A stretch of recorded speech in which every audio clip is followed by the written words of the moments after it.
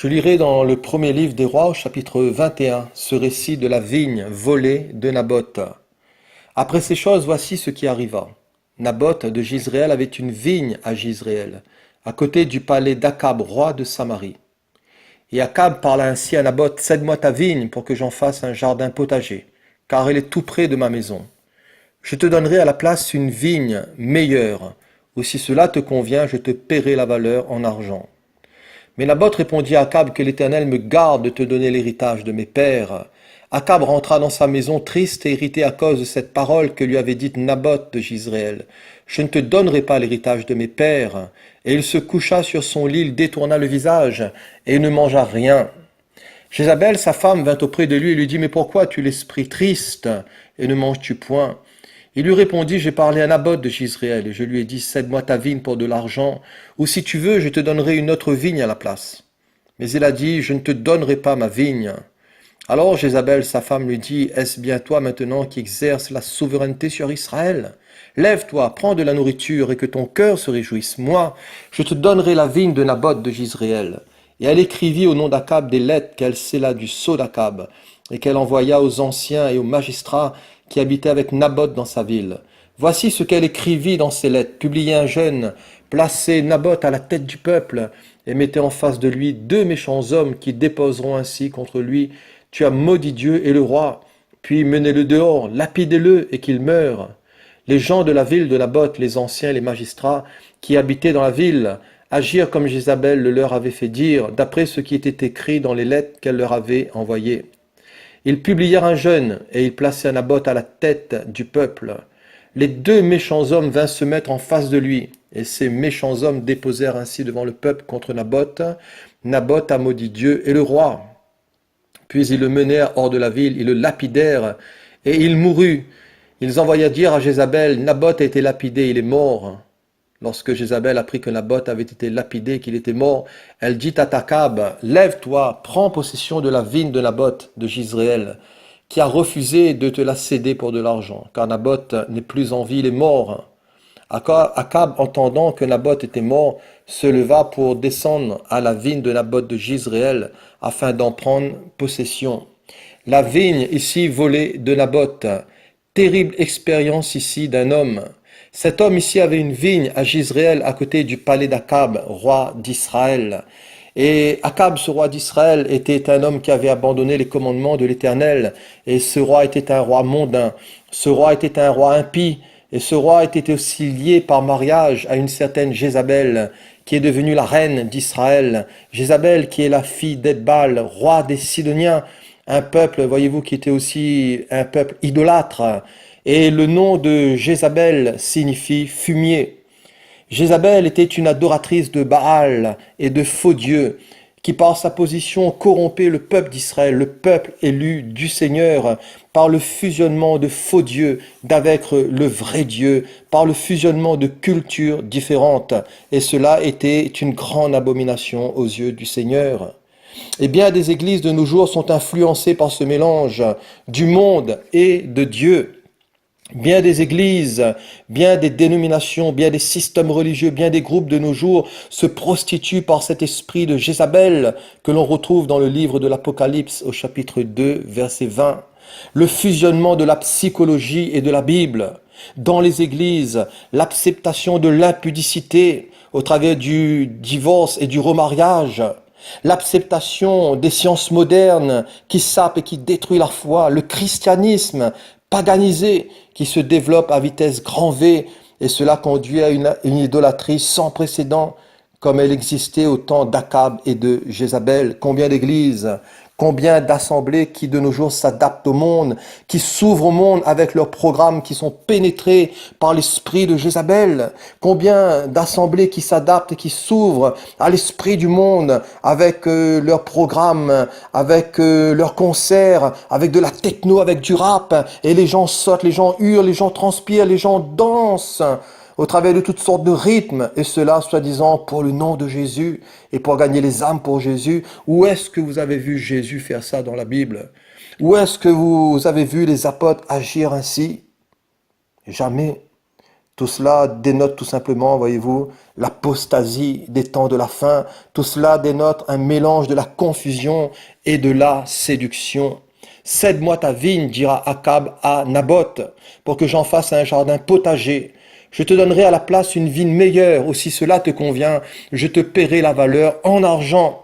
Le combat ici pour la vigne, cède-moi ta vigne, et un combat acharné ici sera engagé pour obtenir à tout prix cette vigne. Et cela va aboutir ici à un crime et au meurtre de Naboth. Au verset 3, Naboth répondit que l'Éternel me garde de te donner l'héritage de mes pères. Naboth ici, c'est quelqu'un qui est attaché à l'héritage de ses pères. Cet héritage lui venait des temps anciens, des temps ancestraux, et selon la Bible, il y aurait profanation à le vendre et à le troquer. Dans Nombre, chapitre 36, il est dit que les enfants d'Israël s'attacheront chacun à l'héritage de ses pères. Akab ici va venir rendre visite à Naboth. Et il lui dira, cède-moi ta vigne, ou si cela te convient, je te paierai la valeur en argent. Et à première vue, ici, on pourrait se dire, mais où est le mal, où est le problème? Une simple transaction, une vente, un échange. Après tout, si Naboth aurait accepté, il aurait eu la vie sauve. Mais la tentation ici est venue se coucher à la porte de Naboth, comme la tentation vient aussi se coucher à notre porte. Et ce Akab ici, il peut nous aider à comprendre ce que le monde, ce que le diable voudrait faire dans notre vie spirituelle, et il va nous proposer de lui céder du terrain dans notre vie. Et le terrain, c'est le cœur. Dans la parabole du semeur, le Seigneur a cité les 4 terrains. Et la Bible nous dit que le Seigneur nous a racheté et a racheté le sol de notre vie à un grand prix.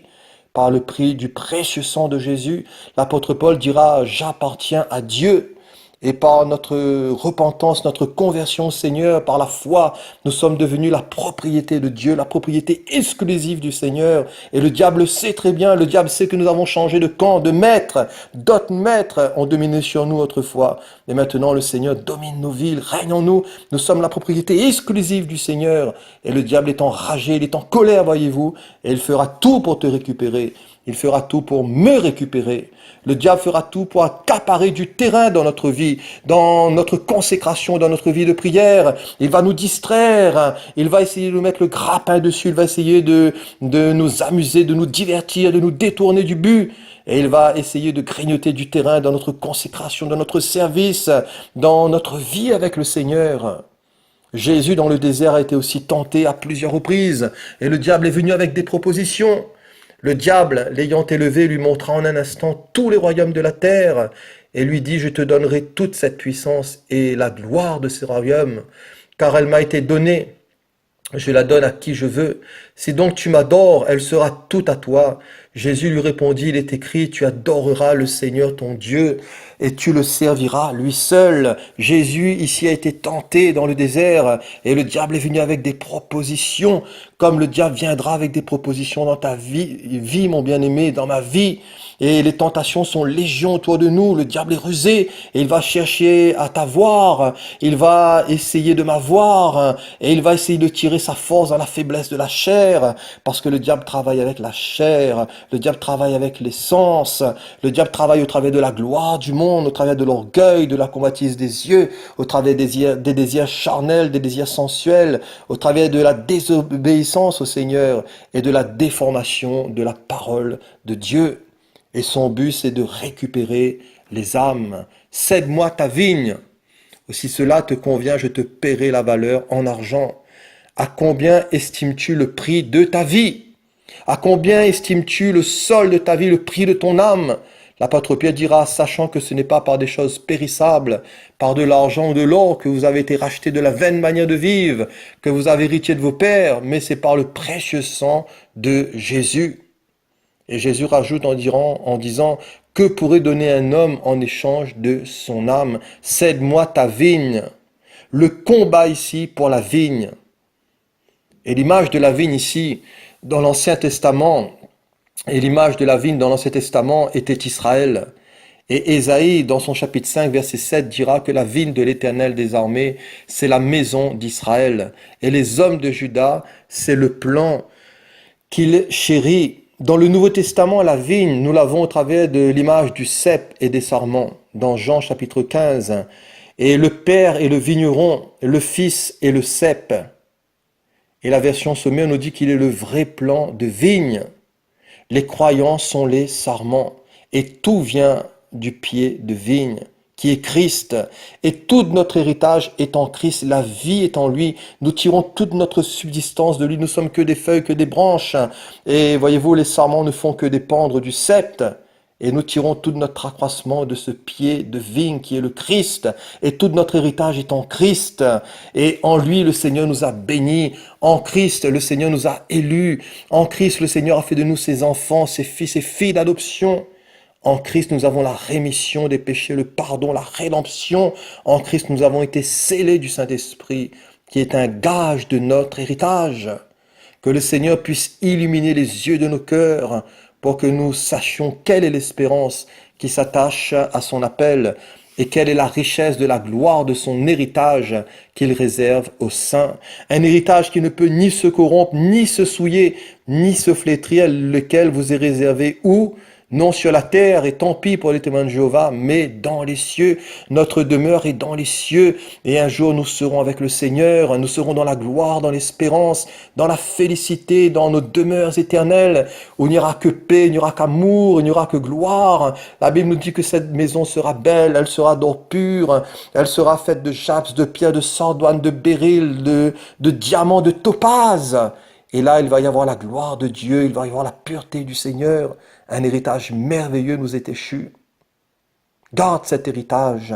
Tiens bon dans la foi. Garde ce que le Seigneur t'a donné et affermis ta marche dans le Seigneur. Cela vaut le coup. Naboth ici dira à Akab que l'Éternel me garde de te donner l'héritage de mes pères. Si Naboth est un homme attaché à l'héritage de ses pères, Naboth est aussi un homme de foi. Et sans la foi, il est impossible d'être agréable à Dieu. Un seul verset ici va résumer le caractère de cet homme. Je ne te céderai pas l'héritage de mes pères. Il n'est pas dit tout un chapitre sur ce Naboth, mais ici ce verset va résumer le caractère de cet homme. Et cet homme Naboth, c'est un homme ici qui se positionne. C'est un homme ici qui va manifester une foi vivante, une foi authentique. Malgré les oppositions, les difficultés, il sait ce qu'il veut et il sait en qui il croit. Deux vertus ici, la fidélité et la fermeté. Et la Bible nous dit à celui qui est ferme dans ses sentiments, tu lui assures la paix, oui la paix, parce qu'il se confie en toi. Et seule la véritable foi nous donnera de refuser de céder du terrain. Naboth ici est seul avec sa foi et avec son Dieu. La Bible nous parle d'un certain Moïse qui par la foi a refusé aussi d'être appelé le fils de la fille de Pharaon. Il aimait mieux être maltraité avec le peuple de Dieu que d'avoir pour un temps la jouissance du péché. La Bible nous dit que c'est par la foi que Moïse a quitté l'Égypte sans être effrayé de la colère du roi, car il se montra ferme comme voyant celui qui est invisible. L'apôtre Paul nous exhorte à veiller, à demeurer ferme dans la foi, des hommes de Dieu, des femmes de Dieu, à nous fortifier dans le Seigneur, parce que nous sommes devenus participants de Christ, pourvu que nous retenions fermement jusqu'à la fin l'assurance que nous avions au commencement. Démarquons-nous dans la foi. Dans cette génération perverse et corrompue, où voyez-vous, nous sommes dans une génération abominable, dans une génération d'homosexuels, où voyez-vous, deux hommes dans la rue, ils se tiennent la main, où deux femmes se brattent, ils s'embrassent sur la bouche, ils n'ont point honte. Où nous voyons certaines religions qui défilent avec leurs chars, qui se percent d'aiguilles et qui sont là avec leur musique, leur tam-tam dans la rue, ils n'ont point honte. Aurions-nous honte du Seigneur ? Aurions-nous honte de lui? N'aie point honte du témoignage à rendre à notre Seigneur Jésus. N'aie point honte du témoignage à rendre à l'Évangile. Démarquons-nous dans la foi comme Abel, comme Enoch, comme Noé, comme Abraham, comme David, comme Samuel, comme les prophètes, comme Pierre, Jacques, Jean, les apôtres, des hommes qui étaient remplis du Saint-Esprit, des hommes qui étaient remplis de foi, qui étaient consacrés au Seigneur. Si Naboth était un homme attaché à l'héritage de ses pères, si Naboth était un homme de foi, la foi de Naboth ici va provoquer des réactions. Et la véritable foi a toujours dérangé le monde. La véritable foi a toujours dérangé le diable. Et Naboth ici, à cause de sa foi, il va connaître la persécution sournoise. Naboth ici, à cause de sa foi, va connaître des fausses accusations, l'injustice et un procès honteux comme Christ. Après le refus de Naboth de céder sa vigne, Akab rentra dans sa maison triste et irrité. Il va se coucher sur son lit, il va détourner son visage et ne va rien manger. Et cet homme ici, Akab, sera saisi par son péché, par sa convoitise, par le désir de posséder ce qui ne lui appartient pas. Et cela va le rendre malade, parce que le péché rend les hommes fous. La convoitise rend les hommes et les femmes malades, fous et folles. Et dans 2 Samuel 13, il nous est parlé d'un certain Amnon. Et la Bible nous dit qu'il était tourmenté jusqu'à se rendre malade à cause de Tamar, sa sœur, parce qu'elle était vierge, et qu'il voulait coucher avec elle. Mais il lui paraissait difficile de faire sur elle la moindre tentative. Et au final, la Bible nous dit que Amnon va violer Tamar. Ici, dans ce chapitre 21, cela nous montre la transgression de presque tout le décalogue des 10 commandements. Et ici, dans notre lecture initiale, on retrouve la convoitise, les faux témoignages, le meurtre et le vol. Le prophète Ésaïe dira « Malheur à ceux qui ajoutent maison à maison et qui joignent champ à champ ». Le prophète Michée rajoute en ces termes « Malheur à ceux qui méditent l'iniquité et qui forgent le mal sur leurs couches. Au point du jour, ils l'exécutent quand ils ont le pouvoir en main. Ils convoitent des champs et ils s'en emparent. Des maisons et ils les enlèvent et ils portent leur violence sur l'homme et sur sa maison, sur l'homme et sur son héritage. » Abus de pouvoir, extorsion, manipulation, complot, tout cela sera utilisé pour nuire à Naboth. Et nous avons ici l'image du diable qui ne vient que pour voler, égorger et détruire. Jézabel, en voyant son mari triste, lui dira « Mon mari, je vais t'arranger ça. Mon bonhomme, je vais t'arranger ça. Si Naboth ne veut pas te donner sa vigne, moi, je vais te la donner. » Et si c'est une femme d'un caractère terrible, et les hommes sont principalement concernés par l'aspect matériel, mais les femmes sont plus concernées par l'aspect relationnel. Jézabel ici, elle a plus d'énergie que son mari, mais elle a aussi moins de scrupules pour manigancer et arriver à ses fins. Et cette femme ici va abuser de l'autorité royale, de l'autorité de son mari. Au verset 8, elle écrivit au nom d'Akab des lettres qu'elle scella du sceau d'Akab, signant ainsi l'arrêt de mort de Naboth. Le renversement de l'ordre établi par Dieu dans la création ne peut que conduire à la violence et à la corruption. Le renversement de l'ordre établi par Dieu dans la création ne peut conduire qu'à l'anarchie. Ésaïe dira quant à mon peuple, des enfants l'oppriment et des femmes le gouvernent. Et quand une femme prend autorité sur son mari, c'est pas joli. Quand une femme prend autorité sur son mari, ça le fait honte, ça le rabaisse. Quand une femme prend autorité sur son mari, ça l'humilie et c'est terrible aux yeux du Seigneur parce que c'est le renversement de l'ordre établi par Dieu dans la création qui s'opère. Quand une femme prend autorité sur son mari, même si le mari est faible, en réalité, cette femme est une femme rebelle. C'est une femme qui est animée de l'esprit de Jézabel. Or que si tu es une femme spirituelle, tu vas prier ton mari, tu vas prier pour ton mari, tu vas jeûner pour lui, afin qu'il devienne plus fort. Mais ne prends jamais sa place. Ne renverse jamais l'ordre que le Seigneur a établi. Ne sois pas une femme dominatrice. Ne sois pas une femme rebelle. Ne sois pas une femme orgueilleuse, te croyant spirituelle. Peut-être parce que tu es femme de pasteur. Mais tu n'es pas une femme spirituelle. Tu es une femme dominatrice. Tu es une femme rebelle. Tu es une femme orgueilleuse. Et tu es une femme qui fait honte à ton mari. Et tu dois te repentir pour cela. Et tu dois trouver ta place. Chacun a sa place et les brebis sont bien gardées. Dans Esther, dans le livre d'Esther au chapitre 1er, il nous est parlé de la disgrâce de la reine Vashti qui s'est montrée rebelle à l'ordre du roi, son mari, et son attitude aurait pu inciter les autres femmes à mépriser aussi leur mari. Et la dignité de reine lui a été enlevée et lui a été donnée à Esther. Dans Éphésiens chapitre 5, l'apôtre Paul nous donne quelques recommandations concernant le rôle du mari et de la femme et dira femme que chacune soit soumise à son mari comme au Seigneur, car le mari est le chef de la femme comme Christ est le chef de l'Église qui est son corps et dont il est le sauveur.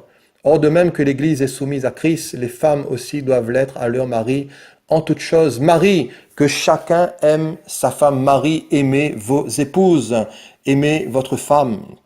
La vigne volée de Naboth. Si Naboth est un homme attaché à l'héritage de ses pères, si Naboth est un homme de foi, si la foi de Naboth va provoquer des réactions, le nom de Naboth signifie fruit. Et Naboth était un arbre fructueux qui était bien planté dans le Seigneur. Et la Bible nous dit qu'ils vont mener Naboth hors de la ville et ils vont le lapider, verset 13. Et Naboth est mort ici en martyr, comme pour Étienne qui, dans Acte 7, face à ce discours qu'il va avoir face à ces Juifs, la Bible nous dit que ces Juifs, ils étaient si furieux dans leur cœur qu'ils grincèrent des dents contre Étienne. Mais Étienne était rempli du Saint-Esprit et il fixait les regards vers le ciel et il vit la gloire de Dieu. Jésus debout à la droite de Dieu, comme si que Jésus était là à le soutenir, à soutenir son serviteur Étienne, en disant: Étienne, vas-y, tiens bon, je suis avec toi. Et il dit: voici, je vois les cieux ouverts et le Fils de l'homme debout à la droite de Dieu. La Bible nous dit qu'ils poussèrent alors de grands cris en se bouchant les oreilles et ils se précipitèrent tous ensemble sur lui. Ils lapidèrent Étienne hors de la ville. Comme pour, voyez-vous, Naboth. Naboth qui était aussi lapidé, ils le menèrent hors de la ville. Deux hommes de foi dans l'Ancien et dans le Nouveau Testament, des hommes remarquables qui ont su aussi marquer leur génération. Le nom de Naboth signifie fruit. Quel fruit portes-tu ? Quel fruit portons-nous? Que le Seigneur nous aide à porter ce bon fruit de l'esprit, ce fruit de la foi, ce fruit de la consécration, ce fruit de la séparation, de la sanctification. La Bible nous dit que tous ceux qui veulent vivre pieusement Jésus seront persécutés. La Bible ne dit pas que tous ceux qui veulent vivre pieusement Jésus seront adulés, ils seront loués, ils seront élevés, non, mais ils seront rejetés et ils seront persécutés. Naboth, ou la victoire de la foi. Naboth est un héros de la foi, comme parmi toute cette galerie des héros de la foi dans Hébreux 11, où pour certains ils ont été sciés, pour d'autres lapidés, voire d'autres ils ont été torturés, eux dont le monde n'était pas digne, parce que le monde n'aime que ce qui est à lui. Pour terminer, quelques points: persévérons premièrement dans la foi. Que le Seigneur nous aide à persévérer dans la foi. Cette foi que tu as, garde-la pour toi, parce que le Seigneur revient. Mais Jésus nous avertit, il a dit que vous aurez des tribulations dans le monde, mais prenez courage parce que j'ai vaincu le monde. Sache que les souffrances du temps présent ne sauraient être comparées à la gloire à venir qui te sera révélée. Deuxièmement, le Seigneur juge le mal et Dieu le juste juge. Et ici, le Seigneur n'allait pas laisser tomber cette affaire sordide. Et le Seigneur a adressé sa parole à Élie le Tchibite en disant: va vers Akab, qui se trouve dans la vigne de Naboth. Et cet Akab qui est un assassin, qui est un voleur. Et le Seigneur dira: tu t'es vendu pour faire ce qui est mal aux yeux de Dieu. Voici, je veux faire venir le malheur sur toi. Je te balayerai, j'exterminerai quiconque appartient à Akab. Et l'Éternel allait parler aussi sur sa femme Jézabel, et il dira que les chiens mangeront Jézabel près du rempart de Jizréel. Si Dieu est celui qui juge le mal, le Seigneur tient compte aussi de la repentance. Et au verset 27 de ce chapitre 21, il nous est parlé de la repentance d'Akab. Et après avoir entendu les paroles d'Élie, le Tchibite, Akab va déchirer ses vêtements. Il mit un sac sur son corps et il jeûna. Il couchait avec ce sac et il marchait lentement. Et la parole de l'Éternel fut adressée à Élie le Tchibite en ces mots: As-tu vu comment Akab s'est humilié devant moi? Parce qu'il s'est humilié devant moi, je ne ferai pas venir le malheur pendant sa vie, mais pendant la vie de son fils. Qui aurait pensé qu'Akab se repentirait? Personne. Mais le Saint-Esprit peut faire fondre les cœurs les plus durs. Il y a de l'espoir dans le Seigneur. Peut-être que tu as un mari difficile, une femme difficile. Peut-être que tu pries pour un garçon où la tête est dure, le coco est dur. Il est rebelle au Seigneur. Il est fermé, mais prie. Parce que si le Seigneur était capable de toucher le cœur d'Akab, par sa parole, il peut toucher le cœur le plus dur. Qui aurait cru que Saul de Tarse se convertirait, lui le persécuteur de l'Église? Mais le Seigneur avait un plan et il est devenu le grand apôtre Paul. Ayons foi, mes bien-aimés, dans le Seigneur. N'entravons pas l'œuvre de Dieu par notre incrédulité, parce que les voies de Dieu ne sont pas nos voies, les pensées de Dieu ne sont pas nos pensées, mais autant que les cieux sont élevés au-dessus de la terre, autant que ses voies sont élevées aussi au-dessus de nos voies.